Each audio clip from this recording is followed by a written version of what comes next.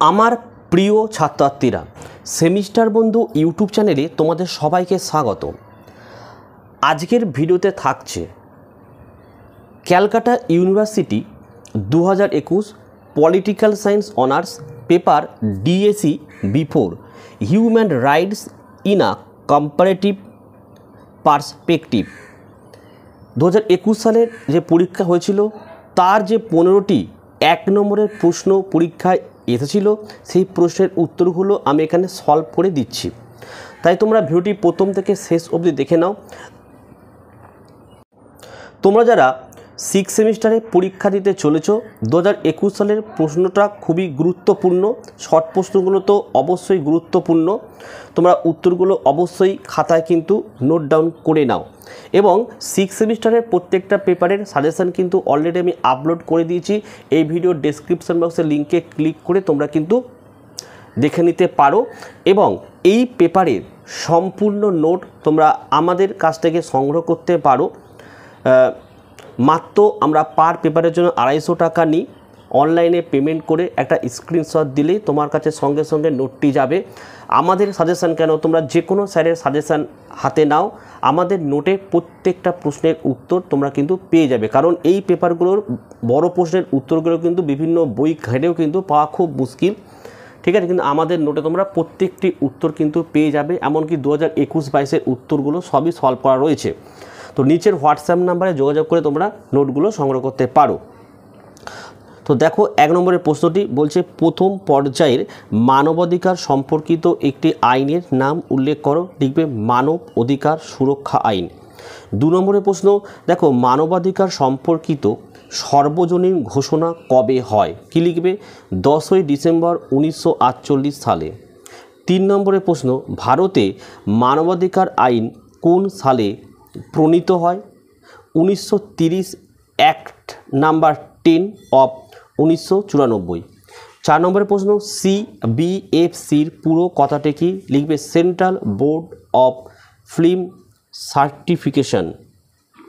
5-এর প্রশ্ন দেখো, 3rd degree নির্যাতন কি? লিখবে লোহার রড, চাবুক, কাঠ বা যে কোনো কিছু দিয়ে পেটানো, অশ্লীল অশ্রাব্য ভাষায় আপনজনদের তুলে অকথ্য ভাষায় গালিগালাজ করা, হাত পা পেতে পেটানো, যৌন অত্যাচার করা, শরীরের বিভিন্ন অংশে বা যৌনাঙ্গে ছ্যাঁকা দেওয়া থেকে শুরু করে আরও বীভৎস কায়দায় নির্যাতন করাকেই 3rd ডিগ্রি বলে বোঝানো হয়।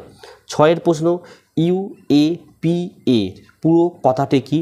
লিখবে the unlawful activities amendment act 2008। 7-এর প্রশ্ন, ভারতের জাতীয় সংখ্যালঘু কমিশন কবে গঠিত হয়? লিখবে 1992 সালে। 8-এর প্রশ্ন, দক্ষিণ আফ্রিকার বর্ণবাদ বিরোধী আন্দোলনের প্রধান নেতাকে? লিখবে নেলসন ম্যান্ডেলা।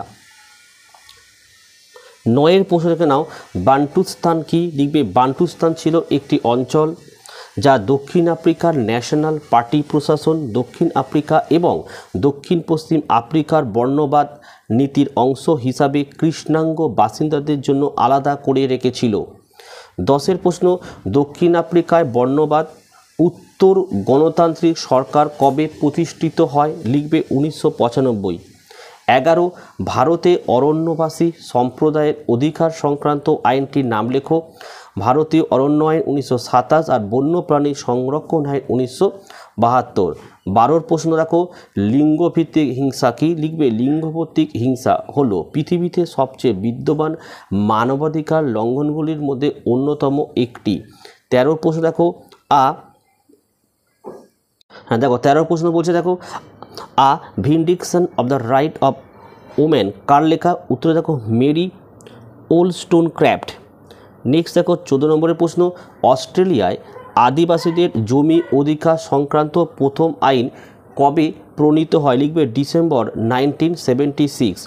15 নম্বরের প্রশ্ন দেখো, অনার কিলিং কি? লিখবে পারিবারিক সম্মান অক্ষুণ্ণ রাখার জন্যে বিভিন্ন ধর্মের অথবা বিভিন্ন জাত গোত্রের ছেলেমেয়েদের প্রেমজ বিবাহ থেকে বিরত রাখার জন্যে হত্যা করা।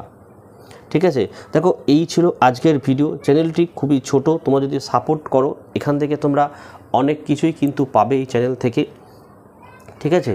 আর ভিডিওগুলো ভালো লাগলে একটি লাইক করো এবং চ্যানেলে নতুন হলে চ্যানেলটিকে সাবস্ক্রাইব করো, পাশে থাকা বেল আইকন প্রেস করে অল নোটিফিকেশনটাকে অবশ্যই অন করো, যাতে আমি যখনই কোনো ভিডিও আপলোড করি সবার প্রথম যেন তোমাদের কাছে পৌঁছে যায়। তাহলে আজকের ভিডিওটি আমি এখানেই শেষ করলাম। তোমরা প্রত্যেকে ভালো থেকো এবং সুস্থ থেকো।